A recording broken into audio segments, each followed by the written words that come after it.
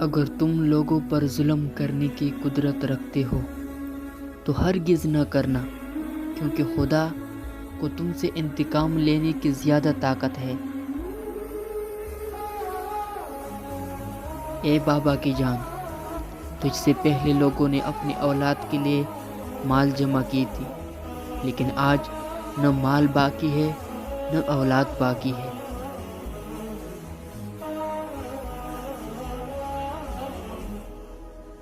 جو بات دشمن سے پوشیدہ رکھنا چاہتے ہو، دوست سے بھی پوشیدہ رکھنا۔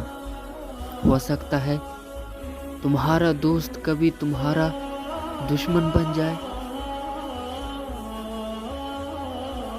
مشکل راستے کا مت سوچو، اپنا سفر جاری رکھو۔ مشکل راستوں کی منزل بہت خوبصورت ہوتی ہیں۔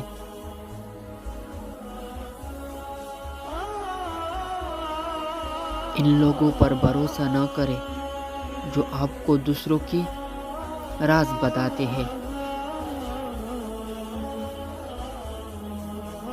اگر آپ غلط لوگوں کو نہیں چھوڑیں گے تو آپ کبھی بھی صحیح لوگوں سے نہیں مل پائیں گے۔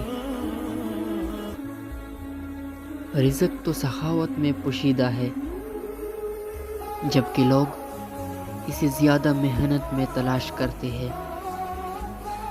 جب تمہارے گھر میں تنگی محسوس ہونے لگے تو اپنی بہنوں اور بیٹیوں کو دعوت پہ بلا لیا کرو۔ حکمران جب اپنی جان کی حفاظت کو ترجیح دینے لگے تو وہ ملک و قوم کی آبرو کی حفاظت کی قائل نہیں ہے۔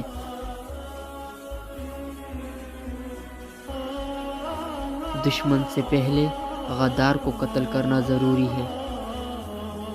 جو کپڑے حلال رزق سے بنائے گئے ہو وہ کبھی پرانی نہیں ہوتی۔ زندگی ضرورت کے مطابق گزارو، خواہش کے مطابق نہیں۔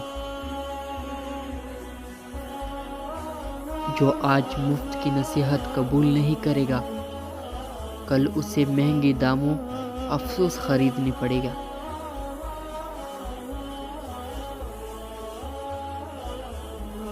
دل ہاتھ آ جائے کہ یہی سب سے بڑا حج ہے۔ جو آپ کی برائی کرتے ہیں انہیں کرنے دے، کیونکہ برائی وہی کرتے ہیں جو برابری نہیں کر سکتے۔ ہنستے رہو گے تو دنیا ساتھ ہے، ورنہ آنسوں کو تو آنکھ بھی جگہ نہیں دیتی۔ جس نے وقت کو پیدا کیا ہے اس کو وقت دے کر دیکھو، وہ تمہارا وقت بدل دے گا۔ کس قدر طاقتور ہوتا ہے وہ شخص جس کے خلاف ایک دوسرے سے نفرت کرنے والے اکٹھے ہو جائے۔ صرف نیک ہی نہ بنے بلکہ دوسروں کے ساتھ نیکی بھی کیجیے۔ کنجوس شخص کتنا بد نصیب ہے کہ دنیا میں فقیروں کی زندگی گزارتا ہے اور قیامت میں امیروں جیسا حساب دے گا۔ ٹائمنگ بڑھانے کی 4 طریقے۔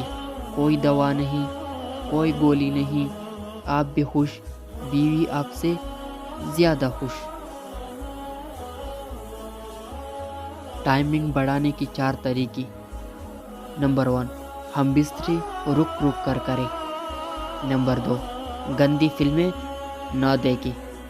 نمبر 3، مرد حضرات داڑھی رکھیں۔ نمبر 4، خیالات اور جذبات پر قابو رکھیں۔ یہ بھی ایک سچ ہے، انسان کو خدا تب ہی یاد آتا ہے جب وہ درد کا مارا ہو، عرض کا مارا ہو یا پھر مرض کا مارا ہو۔